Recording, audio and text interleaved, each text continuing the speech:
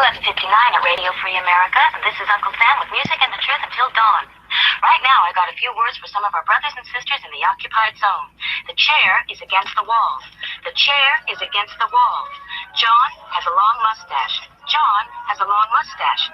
It's 12 o'clock, Americans, another day closer to victory. And for all of you out there on or behind the lines, this is your song.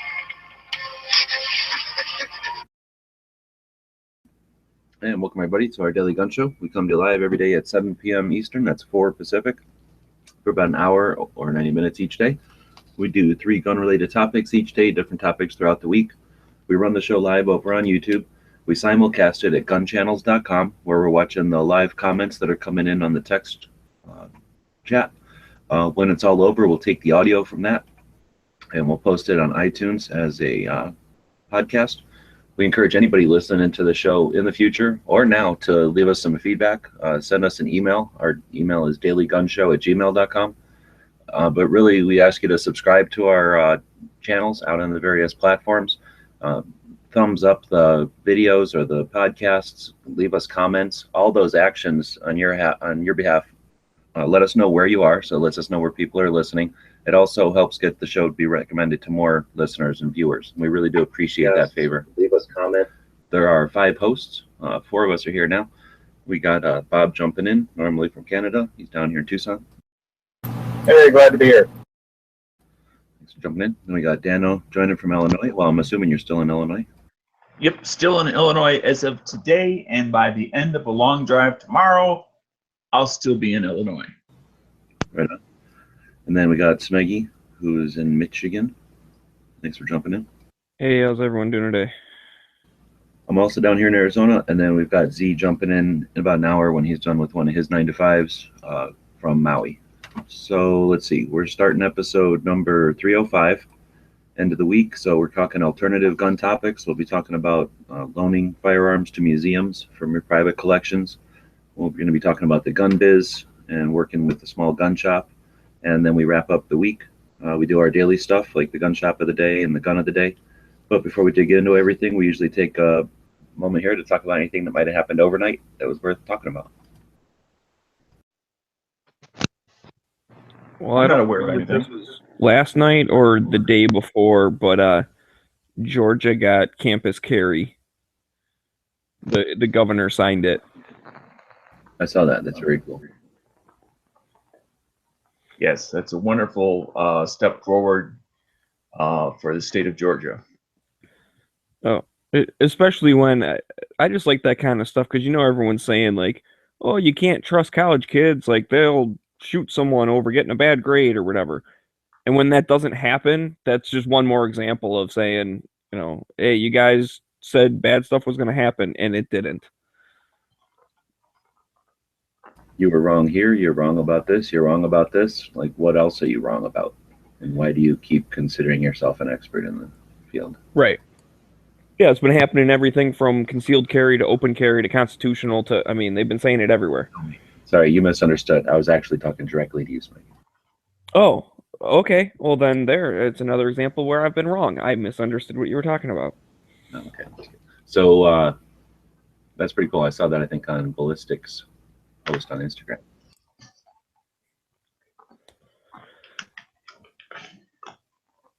Yep, it must be nice to live in a state that's moving forward rather than a state that's moving backwards. Yep. Oh, I got another one. It's same as going on the same topic of laws or whatever, but Michigan introduced getting rid of their handgun registry, which would be awesome. That's the worst piece of crap ever. And everyone's saying like, yeah, it doesn't help solve crimes. It's just a waste of time and money and all this other stuff. So that would be awesome if that went away. And I think Michigan would leapfrog. We're in the mid-20s as far as gun rights go out of the states if you were to rank them. And I think that'd drop us into at least the teens. It would be a great win for everybody on the war on the second, because it's one of those states where they justify the need for that infringement or that regulation. But if you can champion getting rid of it, or when you champion getting rid of it, It'll be one less feather in their cap. It'll be actually the opposite. It'll be another instance of how it failed, and we're thriving without it. Right. And what I'd really like to see, and I haven't seen much yet, I mean, it just got introduced, so we all know there's a long road ahead. But if there's like a cop organization or even like the sheriffs or something, if they come out and say, like, yeah, we never use it to solve crimes, like it never helps us any, that would be awesome. I don't know if they will ever come out with a statement like that, but that'd be cool if they do. Well, my question is, how many people, there's one initiative, how many people are behind it? Is it one group? Is it multiple groups? Yeah, I'm not really sure on that. I just saw that it got introduced, because it got introduced with another one too. So there's two pro-gun bills or whatever, but I guess the reason I was asking is because I think there's more than one way to go after it. Obviously, it's an infringement and it's unnecessary. It hasn't, if it can't prove its worth, then how does it justify its cost, right? And then the other angle is, in a state that probably needs money for other things, how does it justify its cost, period, right? So just on the accounting end of it, is there anybody, I'm wondering, that's scrutinizing how much it costs to go through all that and what's the return? So I think that's an angle that some people who don't really give much care one way or the other about guns, that might be a way to get to them where, do we need this unnecessary spending just for a feel-good measure? Well, some states actually use it as a revenue generating mechanism. So it's unfortunately turned into that in some states. Do you have to pay for it, Smeggy? no. That's the thing. It's just a registry, so he has to comply, but he doesn't have to pay a fee or a tax on it. So it is a drain off of the main. Right. Basically, when you buy and it's only for handguns. Long guns, you're good to go. It's just normal. But if you buy a handgun, you get a little postcard. It fills out the seller's name, the buyer's name, and like the serial number of the gun. And that's private sale or a gun shop or whatever. And you take it and turn it into the state police. So yeah, someone's got to type that stuff in and put it into a computer and all that crap. And you got to pay someone to sit there and update it when, new people add stuff to it. So let's go get rid of that thing and then use the victory as a blueprint for the other states that have that garbage. Yep, I agree. Update from what's our store number, Saga. You see this, Dano, on the YouTube side? Meat is saying Dano must have jinxed that store because the one in Michigan is closing. So they can't handle the repercussions of being featured on the Daily Gun Show.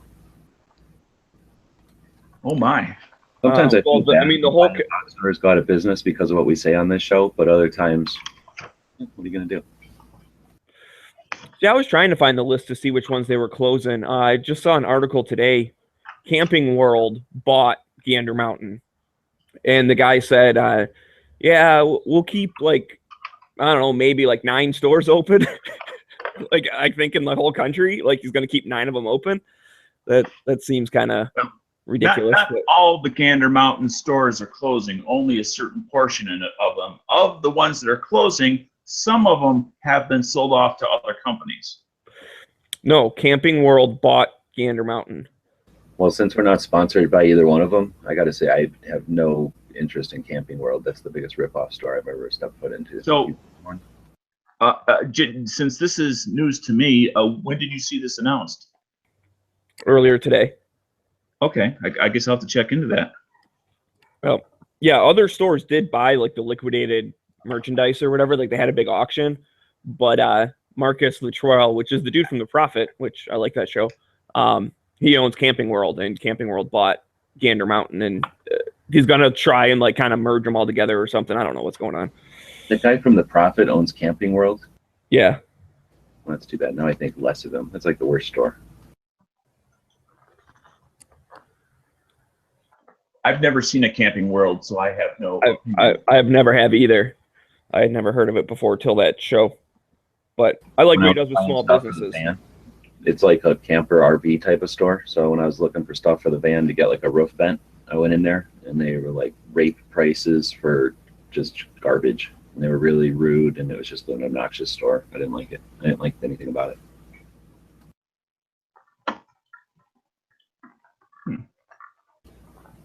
So I don't think they'll be sponsoring our show anytime soon. Probably not. But if they want to, go ahead and send G-Webs a camper. They did have a bunch of campers in the parking lot. I don't know if they were new or what, but they probably were. Anyhow, so that's enough of that. So we talked to Heavy last night. Bob and I drove up to Phoenix after the show and shot the shit with Heavy for most of the night. Drove back in the wee hours. It's pretty fun. Bob has nothing to say. Did you guys go out for a bite to eat, or did you go to the gun range, or what'd you do? No, the place where he happens to be sitting in a hotel at, we got there at like 9 p.m. and everything around there closed at like 8. So we ended up hanging out at a donut shop that was open 24 hours, where a bunch of hipsters came in, charged their phones, and giggled about stuff. And then we watched Bob eat the plainest of all donuts. You mean like a cake donut, like a coffee donut? No, like that would actually have substance, like whatever you call that, just garbage donut that they just make. I thought they just made them for tradition, but I guess some people buy them. Just the regular old donut with no frosting or anything on it. The glazed donut. Like an empty donut. Like if you went to the store and were like, I want to buy some art. Oh, I'll buy these blank canvases and just put those up. Like, because that's the art I'm looking for, just white rectangles. But we'd BS with Heavy for quite a while. So I don't know. We're gonna have to figure out something. It's hard to do it on badges, but some sort of a system over on Gun Channel so people can keep track of who all they've met.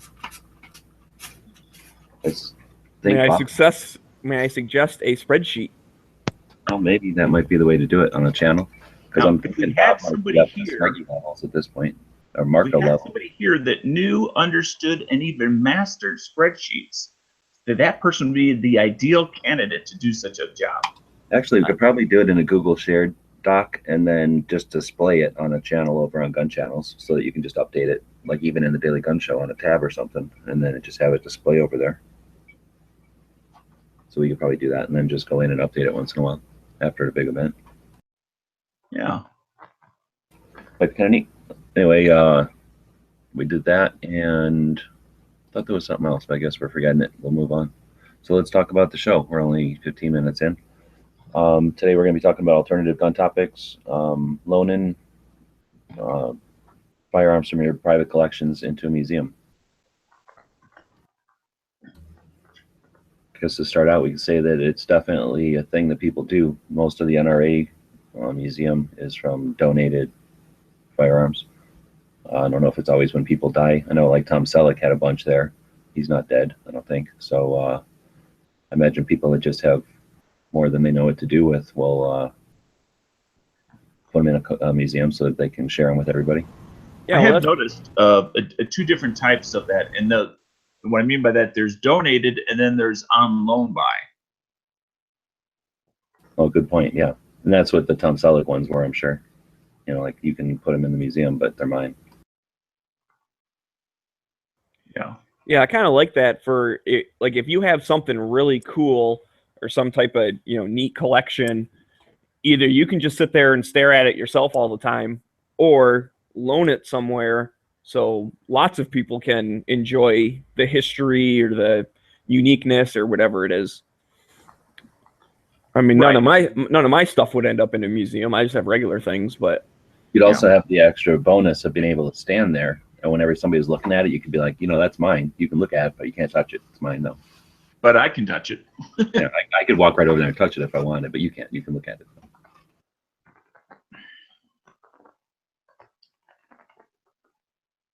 That's what Bob. Well, it's also I do that at my house.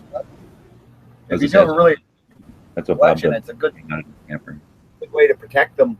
You put them in a museum, they're going to be protected, and you still own them, but you don't have to worry about constantly worrying that somebody's going to break into your house and steal them. What about insurance? Do you think the museum insures them, or do you have to insure them still? I would think the insurance, I would the museum itself has some sort of policy for the building and everything it contains. Yeah, They I may would have think to so. itemize it.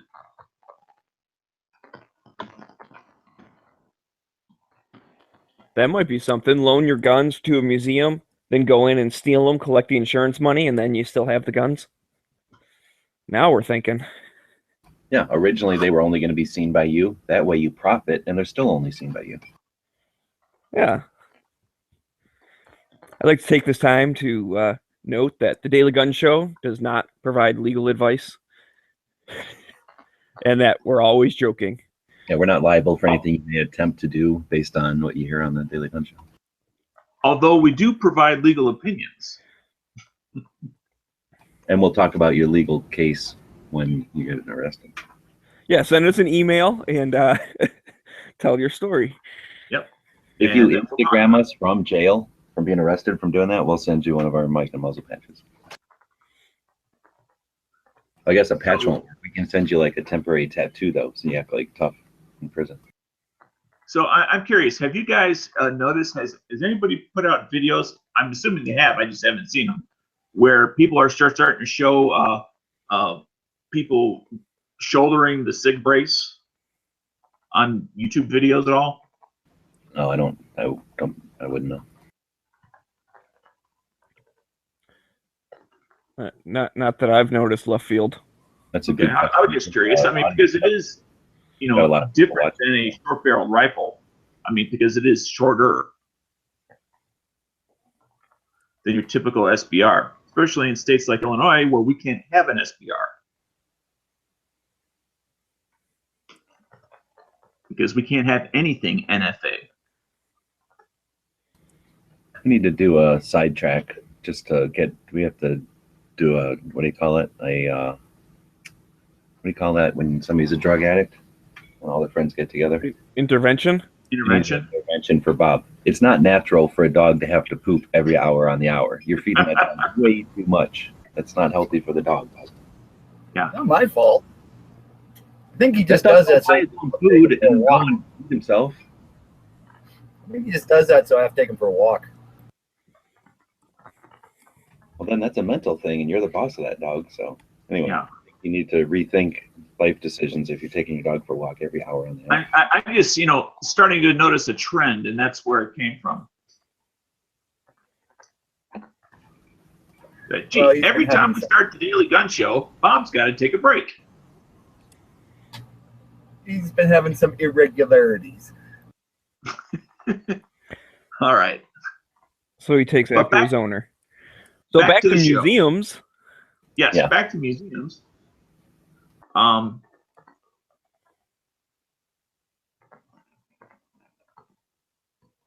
So, I always assume, we talked about, mega rich collectors yesterday when the Barrett question came up. And it just makes me think that somewhere out there's got to be, uber rich dude or family that literally has a private collection that they have in their fire room. Where they have literally their own private little museum sort of thing for the family. Yeah, I've had the pleasure of experiencing quite a few of those. So those exist. Definitely, lots of them. I can't even imagine the percentage that I've seen. Can only be a small percentage of what must be out there, since I don't know that. Right. Oh yeah, it'd be a very small percent. Just like there'd be a very small percent that would have Barrett 50 cal as their toy gun, but it could exist. You just wanted to bring that around to that again. Well, just because you supported my argument. Okay. All right. Well, so I think the other example that I can think of that a couple of us have experienced now, 3 of us at least, have experienced is at J.M. Davis Firearms Museum, which is by far the coolest firearms museum, I think, on the planet, at least from my experience and from what I've seen of others. And it started out as a guy who just had a collection. It grew to be a large collection, and then an attraction for his business, his hotel. So then it became widely known. And when he was getting older and he didn't need it in the hotel so much anymore, he made an agreement with the state of Oklahoma to have the state agreed to keep a building and keep the collection on display in perpetuity. Is that the word? For Yep. free, as long as and he would provide his estate would provide the firearms as long as the state agreed to maintain the facility. So it's in. Is it in Winanoke? Or I'm thinking of the wrong place. It's in just outside of Tulsa. Yeah, it's like northwest or northeast Tulsa. And it's in the birthplace of Roy Rogers or somebody. So it's got a little bit of significance to the town besides that museum. It was obviously a destination along Route 66 and has something to do with trains too. So anyway, there's a reason for that town to exist besides just that museum, which is a good thing. And it's not such a huge town. I don't think Tulsa's growing so huge that it's about to be in danger of, being a high rise or anything. So hopefully it'll be there for quite a while. But that's I can think of as probably the best example of someone. No, not the best. The second best example of someone who had a private collection that then went on to be something even better. If I can throw in just a little bit of history, there historically, at least in the United States, there are 3 traditional reasons why a town would sprout up in a certain location. One would be because of a river, and the access points to both sides were favorable for trade and crossing. And then as time moved forward, then there was the advent of the train system, and then access to a possible interchange between one spur and another. And then lastly, there's the interstate system. Systems combined account for why our cities and towns are where they are.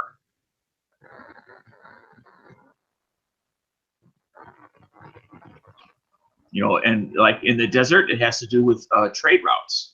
We may not have rivers, but you still have trade routes. I'd like to think cities pop up just for the existence of gun museums. Well, there was other things out here, how far a horse could go in a day, how far somebody would sit in a carriage or whatever, a day, that kind of thing. Exactly. And then there was another neat thing out here is the forts. They would use like up on top of the mountains next to the forts, and then from peak to peak, they would use a big mirror reflecting sunlight type of Morse code system. So it had to do with how far they could, see each other. Mirrors. Yeah. All right. So then, I don't know if there's anything else to talk about with. I have a question because you have interesting collections of firearms where you have, almost complete of all the examples or whatever. I'm talking to you, G-Webs. Would you ever consider loaning like your Ring of Fire guns to some place, or your little revolvers to some place, or your AKs? I don't have enough AKs and they're not that interesting. The bayonets I'd consider, but nobody was interested. And then the NAAs I considered, but I'd start selling them for paying bills. And the Ring of Fires I probably would, because they're not going to be worth too much, and unless somebody would give me money for them. But yeah, I've definitely had thought about it when I had more, other income and stuff. I was definitely considering it. I think we talked about it on the show before. I wonder if that's something. Would a museum buy a collection from someone, or do they normally just deal with donations? That's a good question. I don't think they buy them. Where would they get the money? No, that's not the traditional way that they acquire things, because it'd be way too costly. I think it's more of like a given to society, and the museum facilitates that type of thing. And you're kind of equally both providing a service. You're getting your thing out there and sharing it, and they're making sure it happens. We've all heard the term somebody's a patron of the arts, and that's an old term for the way that arts used to be supported. Patronage is how museums are funded. So you're saying museums invented Patreon? Okay. No, that's where the website got its that's why it used the name that it did.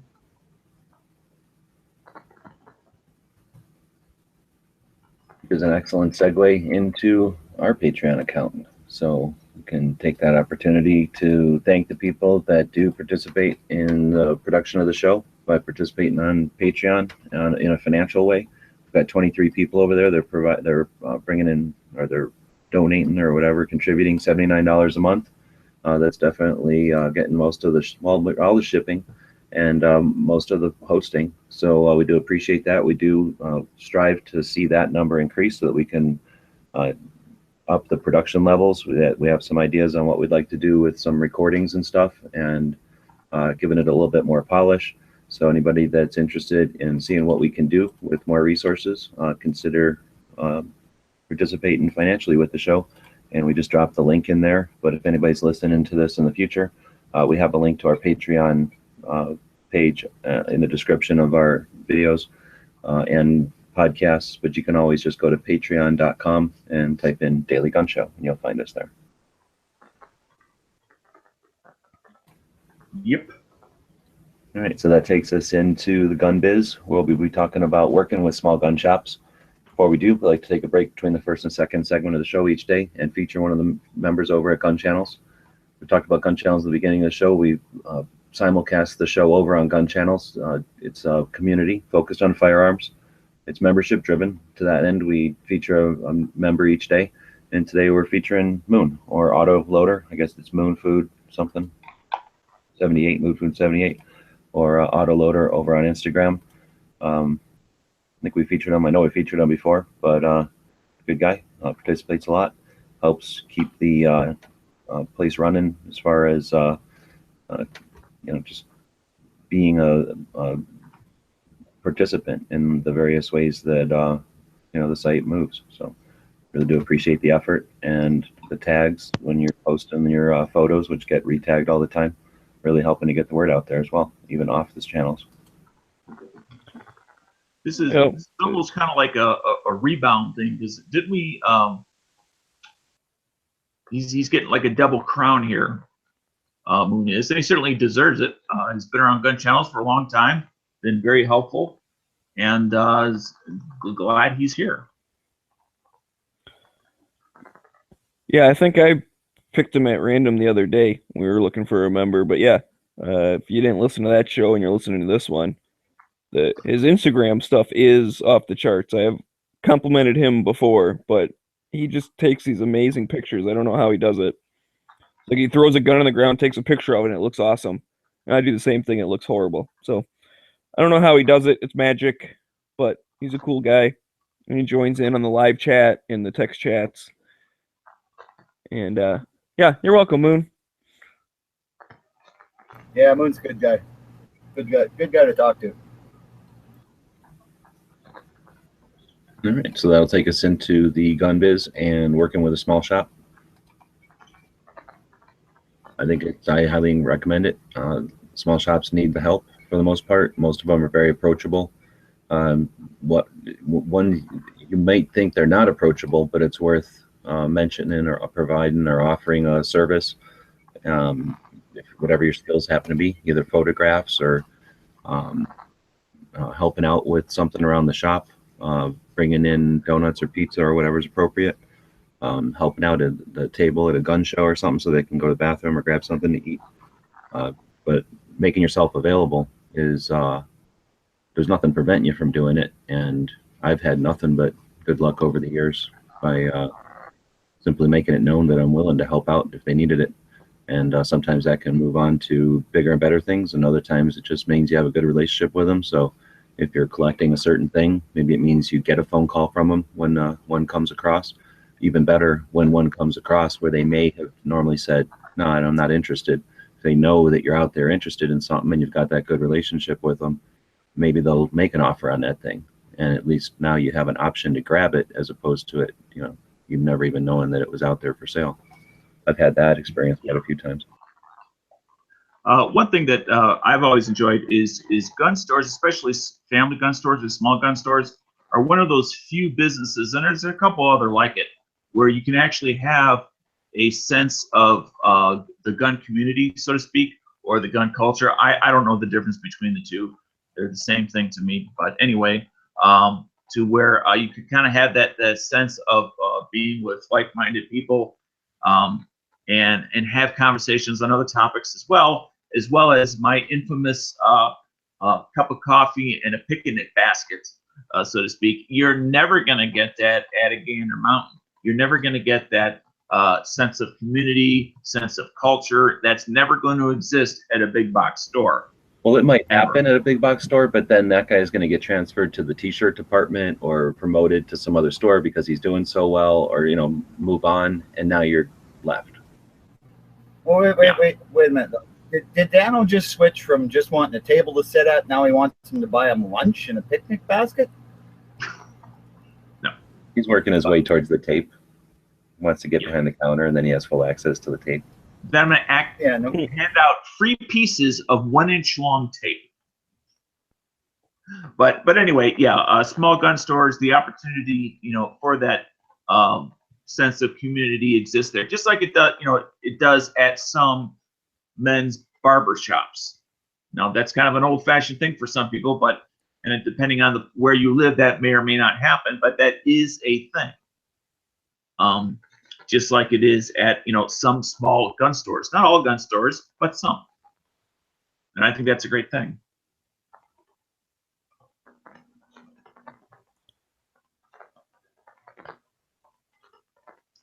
So, anything else on the small gun stores? That was a quick topic. Are we getting anything all out there?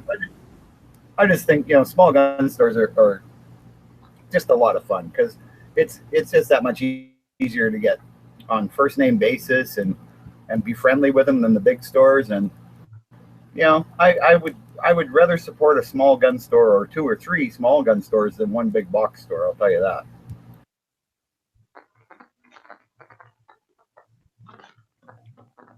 Smeg, you there? Yeah. I don't have much to add though. So it's okay. Being quiet. All right. Well, I've never really like worked with a small gun shop. I mean, I will buy stuff from a small gun shop. Well, I mean, have you ever, like, as an example, there was a gun shop that I got to know the guy fairly well, and unfortunately, he's no longer in business. But I used to be able to get what I'll call behind-the-counter privileges. When I was able to walk into the store, I would say, you know, wave hi to him, you know, how are you, and then ask him if you know, do you mind if I come and take a look at something? Because I always ask, I never assume, and he always let me come to, whether it was the back room or behind the counter. But you know, and that wasn't from day one. That takes fostering a positive relationship and being respectful of him, as well as being a good customer. So, and it's something that, you know, if you live in a neighborhood area that has that sort of thing, you can't have it if you're willing to foster that type of relationship. Right, but again, that still kind of sounds like just, you know, shopping at a small gun shop more often. And I thought we were talking about working with them. And that's where I don't have anything to really offer to work with something. I guess I'm not sure what you mean by working with. Well, I don't know. That was the name of the topic. Right. Yeah, not schmoozing them up so you get a discount, but, you know, how you can help them out, I guess, is where we were going. So one thing is easily taking one hand washes the other. I mean, I'm going to be, by being a repeat customer, I am helping them out. Okay. And by giving me good customer service, I'm more likely to come back and give them more money.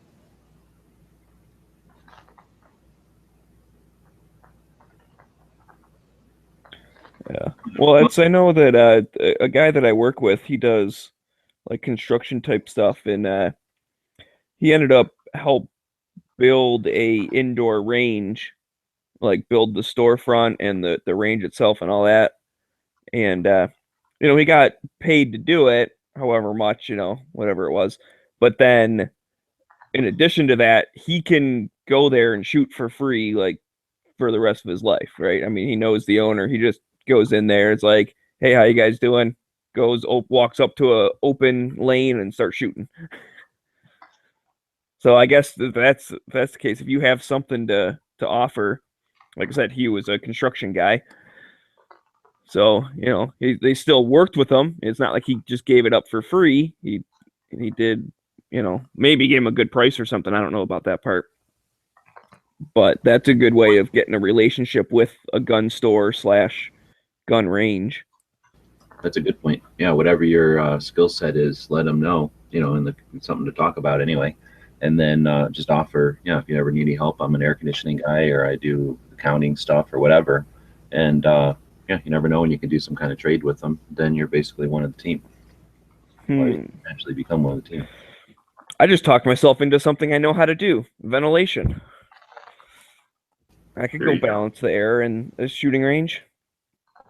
You ever thought about getting a truck painting system going in the background there? Well, that's the thing, right? It doesn't have to be paint shop work.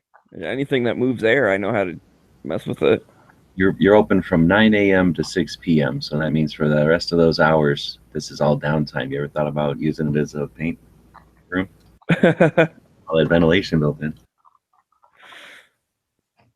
Yeah. Except most of them recirculate and go through like crazy HEPA filters to get all the lead out. And that would plug up with paint in like 2 seconds. So you'd go through way too many filters.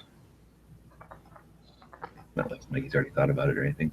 So I think I'm just thinking off the top of my head.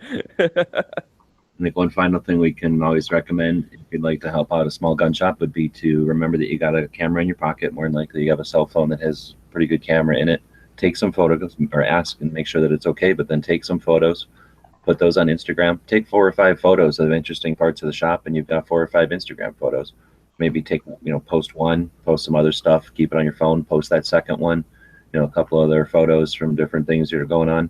Post the third one, so that way you get a little bit extra reach with those photos. You don't wear everybody out.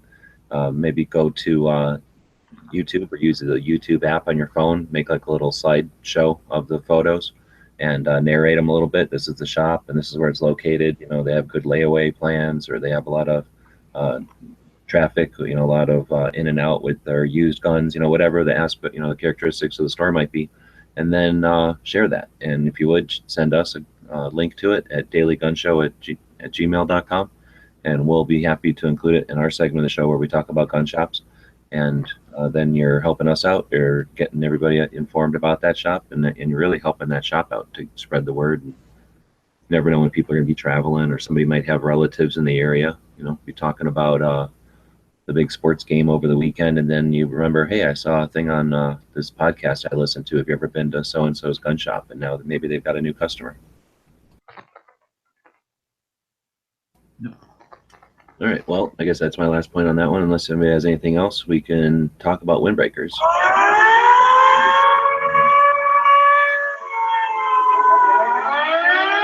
It's time! It's time! It's time for the Tactical Pop Quiz. So, those of you over on YouTube and those of you over on gun channels, put your cursor down in the text box, limber up your fingers. Smeggy, have you seen the question? And more importantly, have you seen the answer? I typed in the answer, so yep. Okay, well, that's going to give our audience a lot of confidence in the authenticity of the answer. Oh, it's correct. But I will. It is a 3-word answer that we are looking for. Oh, come on! Don't give them that much help. All right, I will read the question twice. The question is as follows: what gun part did David Marshall Williams invent while in jail? What gun part did David Marshall Williams invent while he was in jail? No, we do have to include what he was in jail for and the length of the prison term. No. Do you want to know that? Because I know what it is. No. Oh. After they give the answer, sure. David Marshall, huh? I guess so. Wait a minute. Oh, David there we go. Marshall Right Williams. there. Oh my.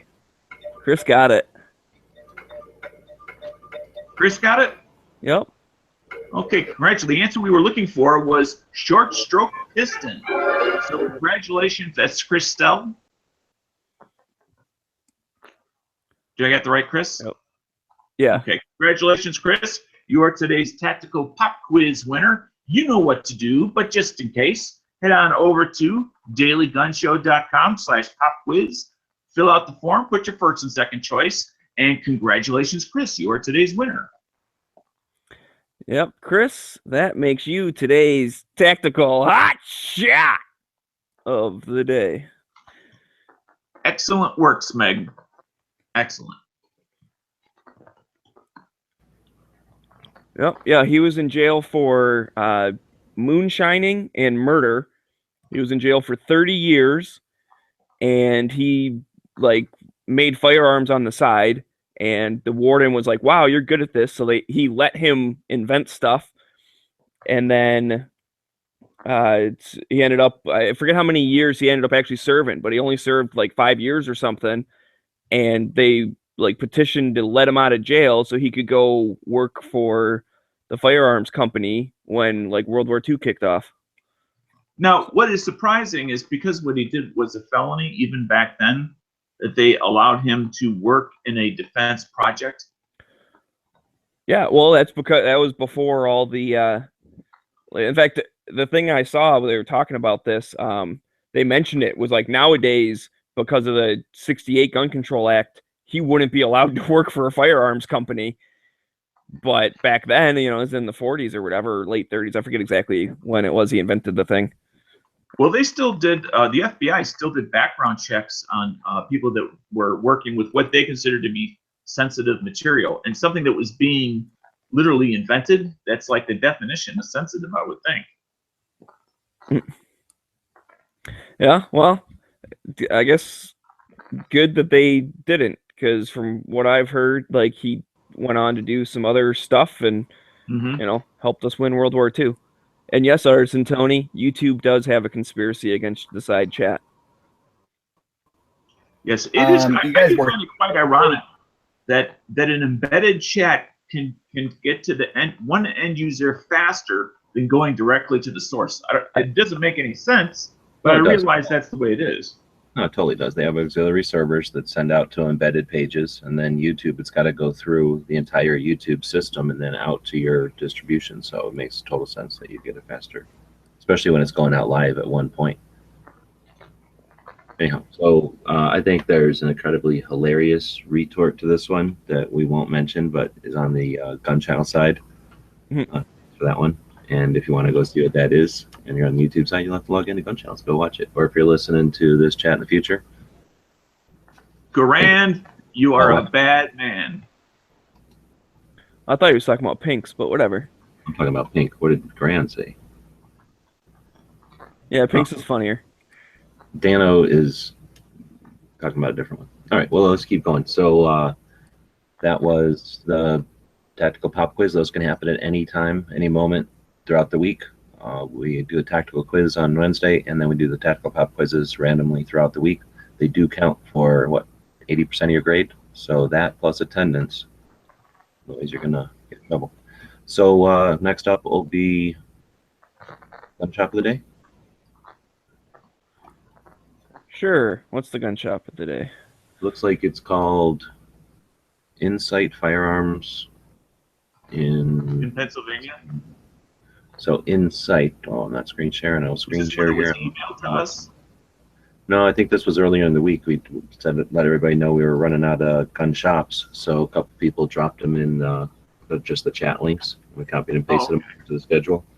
So I forget who dropped it in there, but thanks to whoever did. Looks like this one is, where is it? Contact. It's in Jeffersonville, Pennsylvania, but there's no, oh, there is a map right here. Looks like it is near Philadelphia. Yep, Philly. And it looks like they've got a pretty nice looking website about us. Started in 1988 as Guns Are Us. I'm afraid a child might have walked into that store. I'm glad they changed the name. In a little room in an exterminator business. I don't know how big Jeffersonville is. Well, that was an interesting way to exterminate rats.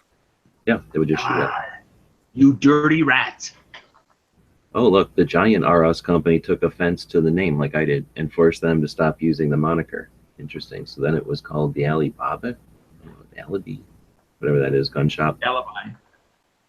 Oh, even great. So then the business soon outgrew its small space, blah, blah, blah. They got a pretty interesting about us, so I'm not going to read the whole thing, but I do like it when shops give you like a complete list of what's going on. Gives you why you should care about their store or whatever. As well as the About Us is a great place to get questions for the Tactical Pop Quiz. Oh, interesting. So that's a little insight into Dano's creative process. Where I fish some of these crazy questions from. Like, when did such and such company originate? It's like they got a database-driven site, so this potentially could be current. It's not giving you a bunch of pictures and stuff, but it's giving you a pretty good list of inventory. I think that's smart for a gun shop to be able to do something like that. Depending. I also like it when they put right up front the date that it was last updated, so you know how current it is. Yeah, so I suspect this is just like some sort of a display of the inventory list. Yeah, so Maggie's probably helping them with this. Yeah. But that's great. You know, looking at that map, if someone was making a drive from Philadelphia or something, it's got to be nice, you know. Oh, okay, you got 3 of these things in stock.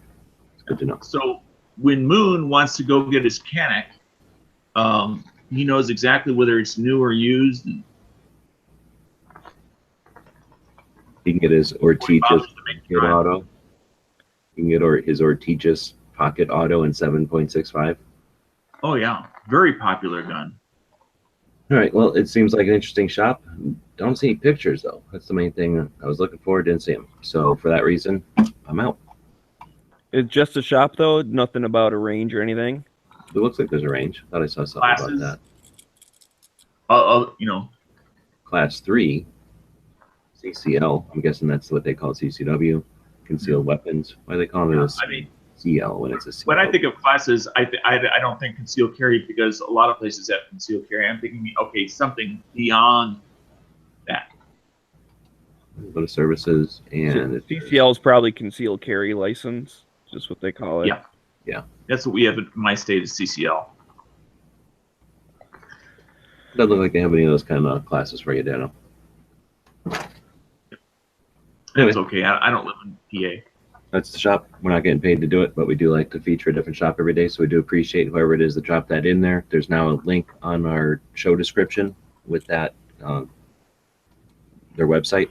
So, you know, whether or not we did a great job giving them a commercial here, they do at least have a permanent link out there so that we are giving them a little boost out on the internet for whatever that's worth.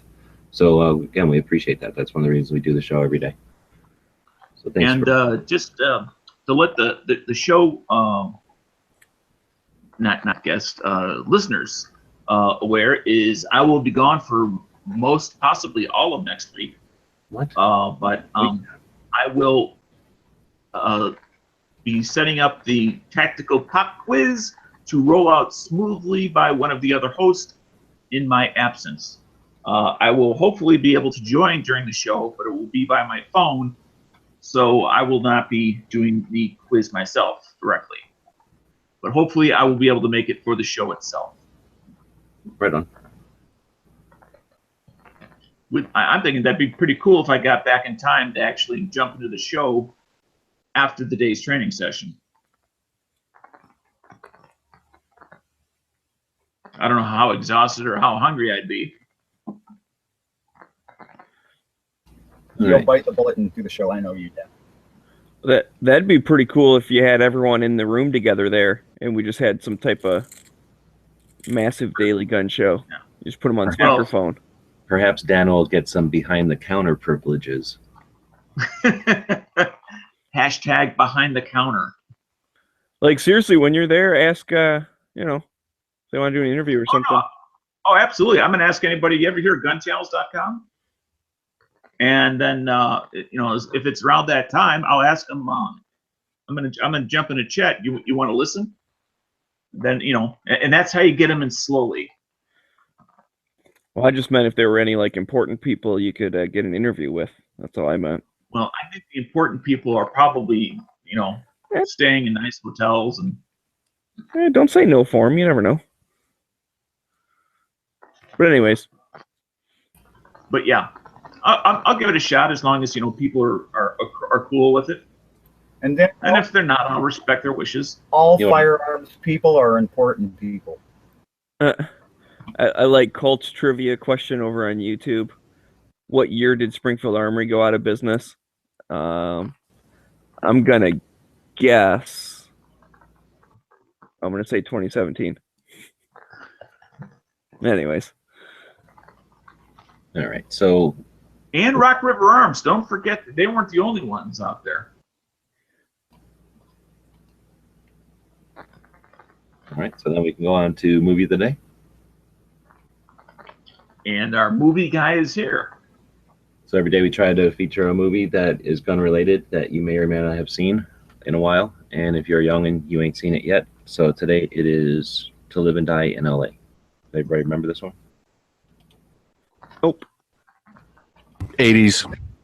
Secret Service. Secret Service, but it was a counterfeiter, right? William Dafoe played a counterfeiter or something? Yep. Or Was he the good guy? I thought he Okay. was the good guy. No, the good guy's the guy that was on CSI. Oh, that's right. Yeah, wait. Gil or whatever. Gil Grissom is the Yeah. good guy. Yes, it's 80s. It's 80s pseudo cop drama, but it's a pretty good movie. There are a lot of guns in this movie. If you check out the IMFDB, It's kind and of like a movie version of Miami Vice in LA. why would you say something like that? You don't think it is? In that it came out in the mid 80s, yes. I think that To Live and Die in LA is much better. Well, actually, at the time, I really did like Miami Vice as well. So you might be onto something there. I'm guessing I'm saying it was like supposed to be like the culture of LA, except the way that Miami Vice was being the culture of Miami, except that instead of, because they didn't have cocaine in LA, I guess, that was counterfeit money, but it was sort of like the same way. Oh, there's drugs in it too. The more I look at this movie, the more I think I don't think I've ever seen it. Oh, Dano, you might actually like that one, Dano. Out of all the ones that you don't see that we have mentioned in the past, I got a feeling you'd kind of like this one because it's got, dare I say, it's got traditional values. There you go. The bad guys are bad, the good guys are good, and then somebody's screwing over one side or the other. So like it's it's pretty good, man. The way movies ought to be, according to Dano. Super old too, so everybody looks real young in it. Yes, they do. I was just gonna say everybody looks young in that movie. And in fact, could you put share that picture up there again, G-Webs? When you just had of images. Man, I'm looking at that picture. Is that William Dafoe right there? Yep. Oh my You God. know it. Was he like 7?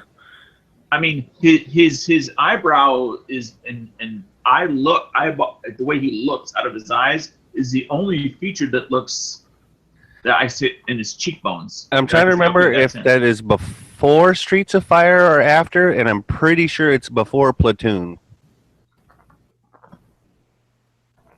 As far as Willem Dafoe goes.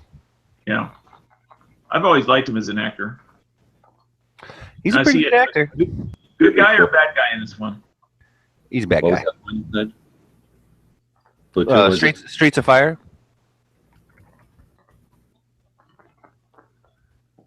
Streets of Fire was 84. That one was 85. Live and Die in LA was 85, and Platoon was 86. Okay.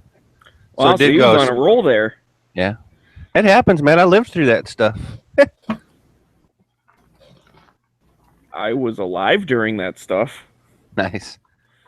I So wouldn't yeah, say I'm I definitely was. gonna give it. And again, it's got some good action to it. There's a couple of twists. It's all in the title. I hate to say it. So I'm definitely it's 2 thumbs up for me. That's why I chose it. Plus because it's different, and if you go to the IMFDB, you'll really realize how many different guns are going on and being utilized in this movie. And if I remember right, there was a lot.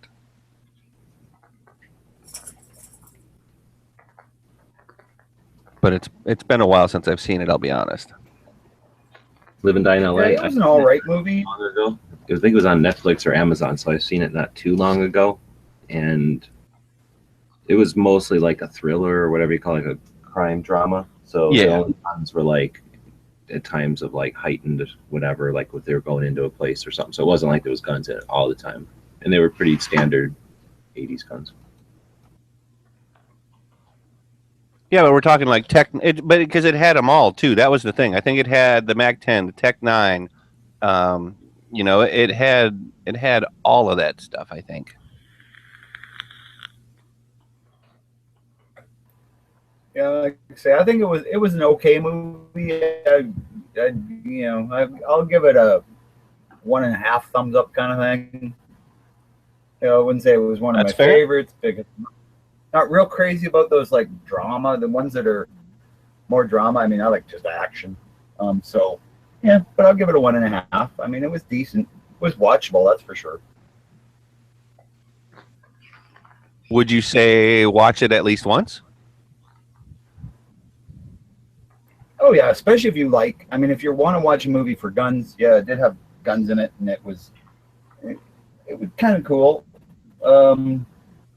But like I say, it's drama type movies. It's because it is kind of a like say cop thriller. Yeah, that's if you like those kind of movies, sure, watch it for sure. If you just like guns, I'd say yeah, at least watch it once.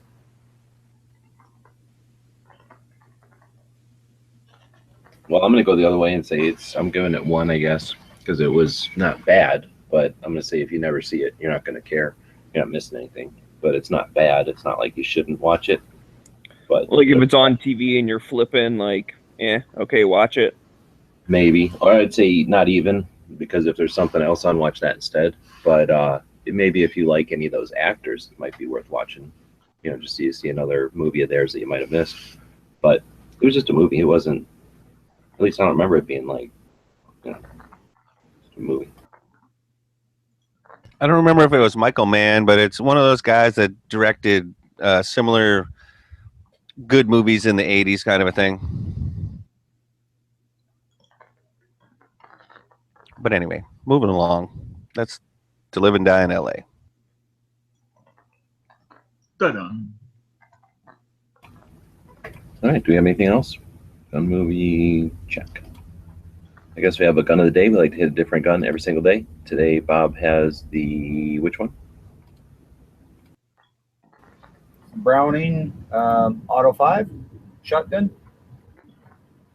and that is because I believe it is the first semi-automatic shotgun, and you know, it's once again it's just one of those steps in Mr. Browning's route to perfection.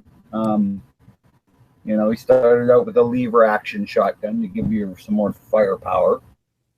Because up until then, you basically had 2 barrels, double barrel shotgun. Started with a lever because of all working with the lever action rifles. But then he switched to his action. But then, of course, he, understanding that the route to perfection leads to, So are you saying he skipped pumps altogether? Bob said he went from lever to pump. Oh, okay. That's when he broke up. No, he did lever. Okay. Yeah, and then he went to the Auto 5, and I mean that thing was amazing. We would actually even saw a little bit of action World War I right at the end. But for its day, like, I must say, they kick like a mule. I mean, usually you think of a semi-automatic's gonna come with a recoil, but in the Auto 5, it did not. But man, you could bang those rounds out, and it just worked really well. Today, they're making versions of it. Winchester made a version of it as the original one. Same gun, basically. They bought the rights for it because the Browning made in Europe and Belgium. Winchesters were made in the U.S. But yeah, just Browning is still making something similar, by the way. Was that adopted by any military? Yes, yeah, they are. Which one? But well, I think. I mean, if you don't know, that's fine. I was just curious. Military, I do believe, did issue some right at the end of World War One. Then I'm not sure other militaries have used them. I know a lot of law enforcement did, just because. I mean, that's a massive amount of firepower when you think about it.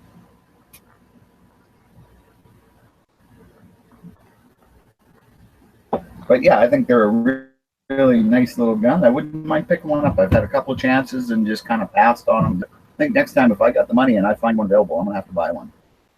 Just because it's such an iconic shotgun. Shotgun.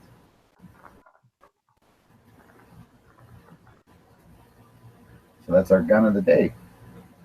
Browning Auto 5. Another one of the greatest gun geniuses designs.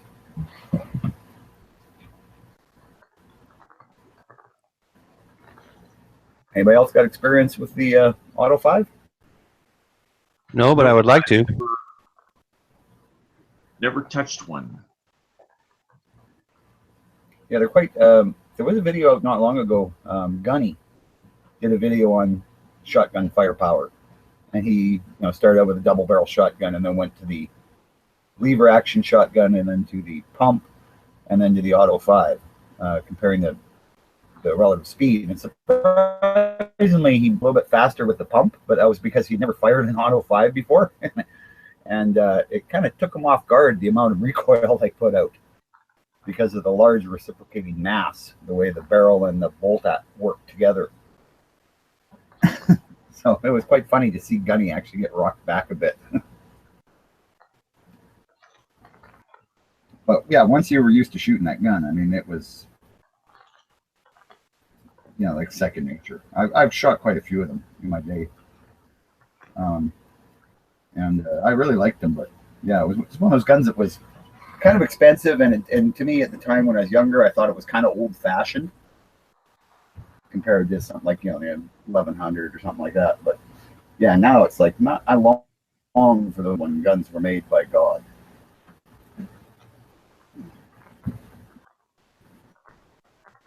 So I have a question. If we're done with the gun of the day topic. Mm-hmm. Sure. What's up? Is G-Webs, I know you've been doing a couple videos on Gun Channels University, and as it relates to a website, I'm not sure if you're just using it as a concept thing, or it's actually going to lead to something called Minuteman University. Right. Is that just simply being used as an example for what you're trying to teach, or is that Minuteman University actually leading to a thing? Minuteman University will be what Gun Channels University started out to be. I'm just going to rebrand it over there just so that we can use it as a demo, and it can be a thing to a place for people to meet up and share resources and skills as far as creating content, or if you're working with a nonprofit or a gun owners' rights group, where you can just gather with other people that are doing the same thing for other groups and network, share resources. Okay. It'll be a channel on Gun Channels, of course. It'll be probably all the functionality will be handled through Gun Channels. I just want to brand it as Minuteman University so that people don't think that it's just some Gun Channels thing, So I want it to be a little bit more separate. Right.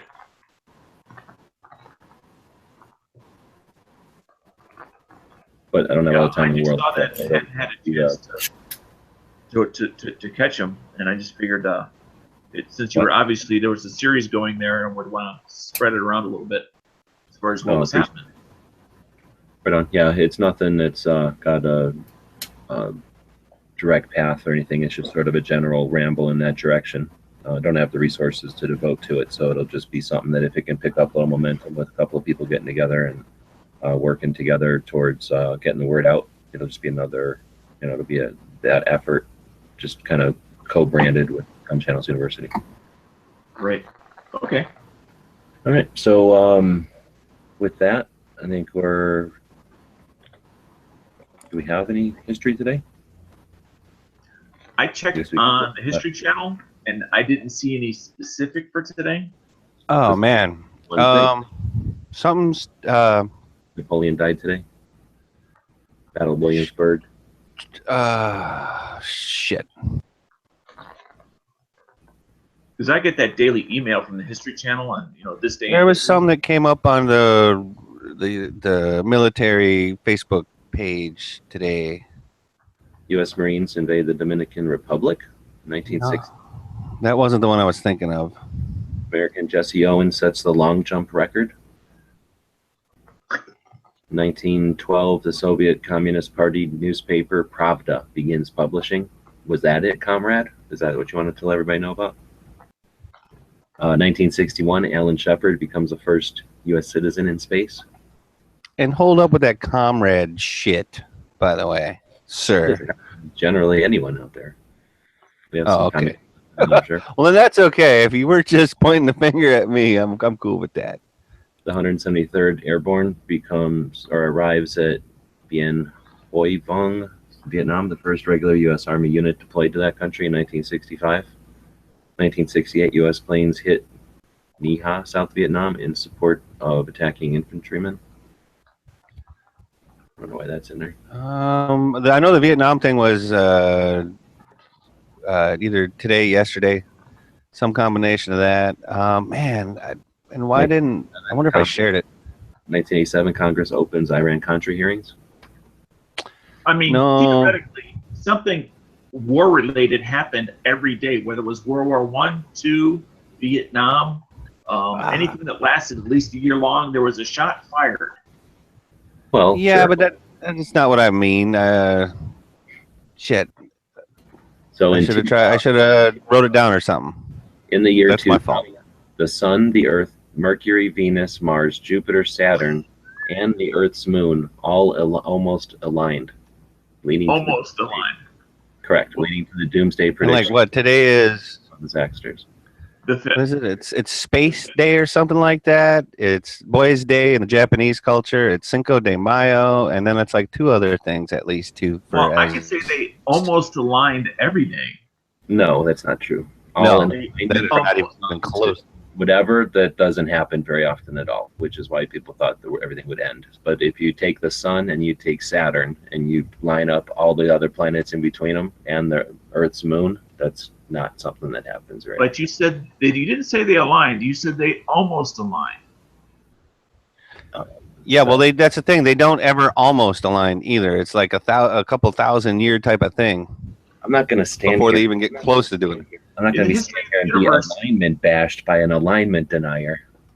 Right. But in the history of the universe, 1,000 years is like nothing. Like How old are you, Dano? For Dano, we all have to be aligned on this position. And I refused. I guess. No, in the grand scale of time, like geological time, a couple thousand years is nothing. Yeah, but it's neat to be part in of the space and time of human beings, though, Dano. It's a huge deal. It's the in best the space and time of people. It might only happen every couple of thousand years, but it's the only time as a person who lives on Earth that we can shout, "Hey, Mercury!" And then when they look over, they don't know who yelled it. All right, I found it. That's a good way. Was, G-Webs. Did anybody in the chat see Hacksaw Ridge? No. Okay, so today, May 5th, 1945, Desmond Doss rescues 75 soldiers in the Battle of Okinawa, which is what the basis for the movie of, what did I just call it? Hacksaw Ridge? Yeah. So that was this day. And sources differ to the exact date of the rescue, but May 5th. But Doss's Medal of Honor citation. So that's what I was trying to say. That's the one that it was today. Definitely memorable, although it took us a long time to get there. Definitely memorable. We're not even halfway done because I just found all the people that are born today. We got Karl Marx. Oh, God. Communist Manifesto lovers. He was born today in 1918. The John B. Stetson, American hat maker, was born in 1830 today. Never owned a Stetson yet. Are we trying to torture our listeners? What do you mean torture? They love this shit. It's Are you kidding me? education, man. I have a If they don't Education, like education, Dano, it is to this day in history as Smeggy is to top 10 lists. Now that's good. That's a good SAT question for sure. I don't know, because that I would be a kind of good feel the tactic. same way on top 10 as Smeggy does. Well, it doesn't. There's nothing logically inconsistent with that you have anything to do with top 10s. This is just an analogy, right? Yes. True, Correct. That was a true, good true. tactical quiz. Just saying. All right, Almost like so a tactical grenade. I think Somebody's got to jump on it. with that grenade. Haven't had a tactical grenade tossed in a while. It is Free Patch Friday, so over at the Gear website store, if you like the crap that we're doing online, show us that by buying crap, because otherwise we won't be here very much longer. And we give away free patches on Friday to reduce inventory, so that when I do sell the house, I can have less stuff to burn. So buy it, and then I'll have to do that like next month instead of this month.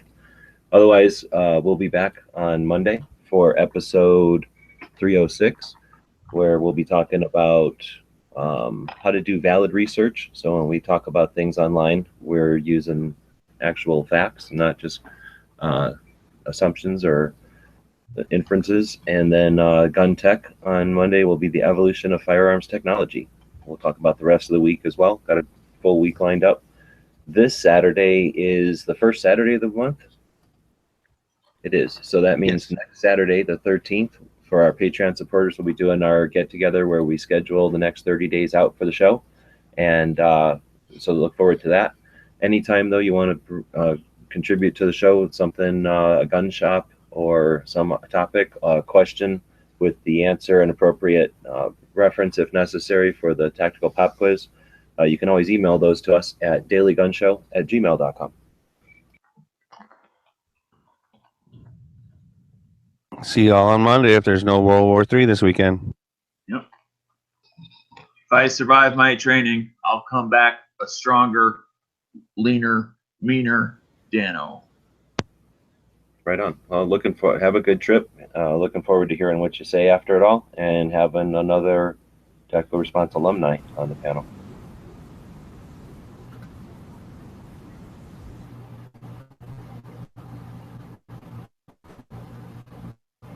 And that leads us to the end of the definitely, show, right? And I'll have a good trip and good luck.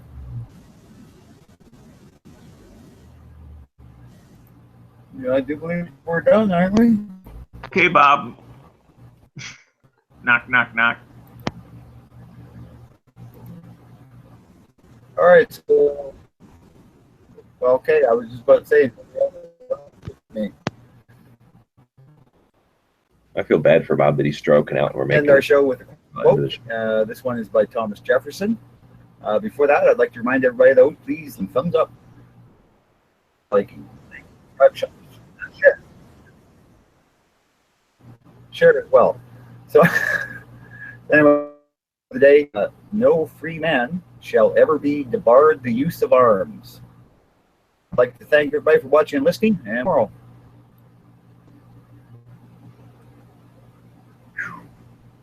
Guys and gals of gunwebsites.com encourage you to take a CCW class every year, practice at least once a month, and carry every day. Thanks for watching gunwebsites.com.